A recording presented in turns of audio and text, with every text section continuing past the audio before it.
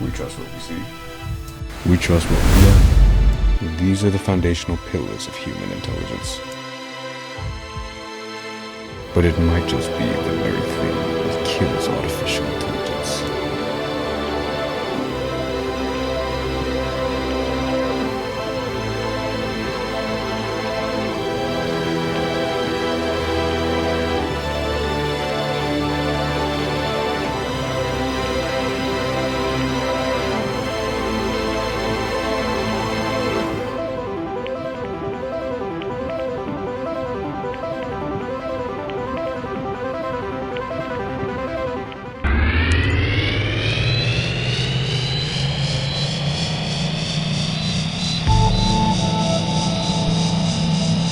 In 2016, Microsoft had released an AI chatbot named Tay, which after 24 hours had to be shut down.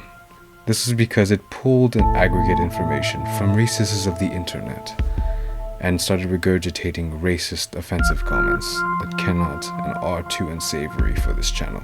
That was based off an algorithm, and I'm sure you're aware of what an algorithm is, even if you don't directly understand what it means. The fact that you're here is proof of that. An algorithm pre-selected based off your previous watch history that you would enjoy this video. But people never question how this works, how it recommends videos, why it recommends videos, and why you're here on this channel right now. Imagine a tree with many connected fruits called nodes, and every single node is held together by these branches called vertexes. The job of any good AI recommendation system is to take you from one fruit on the tree to another fruit using these branches as a bridge.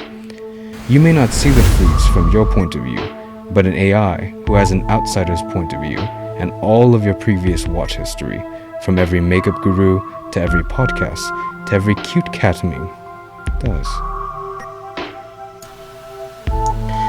With enough data, the gap between what the algorithm thinks you want and what you actually want starts to get smaller and smaller, until you have a curated For You page or homepage tailored to you, as beautiful or as horrific as it might be. It's really a novel concept and incredibly innovative what these engineers all across your favorite platforms have managed to do with the complexity that they're working with.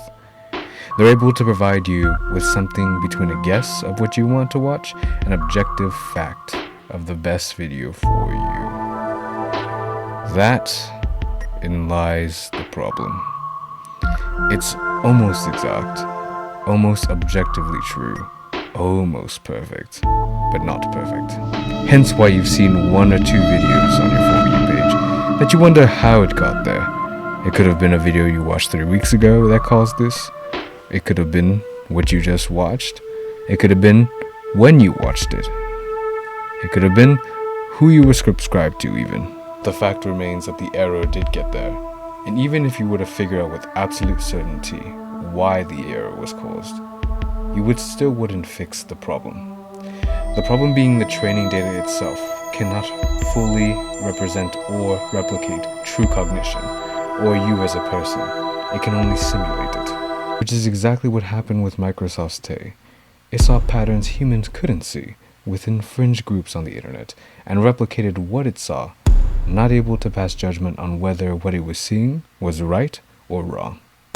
The problem wasn't the AI, it was the unfeathered access to the internet and human data. In essence, it was poisoned. But why tell you this? What's the point? How does it affect your life?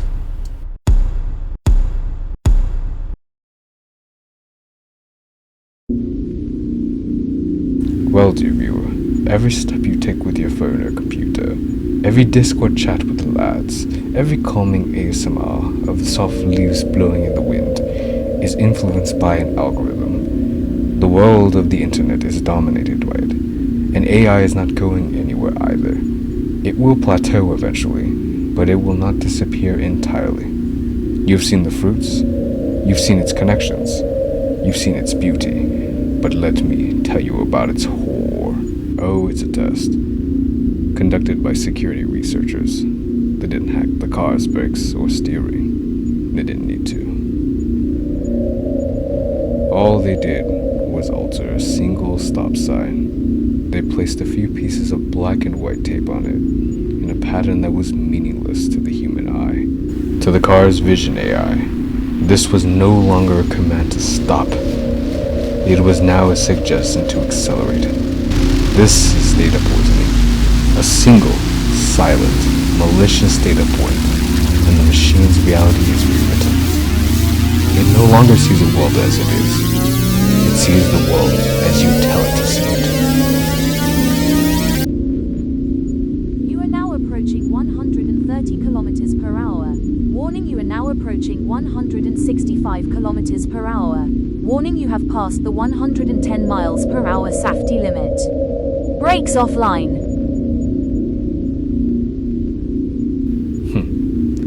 And that was just a stop sign.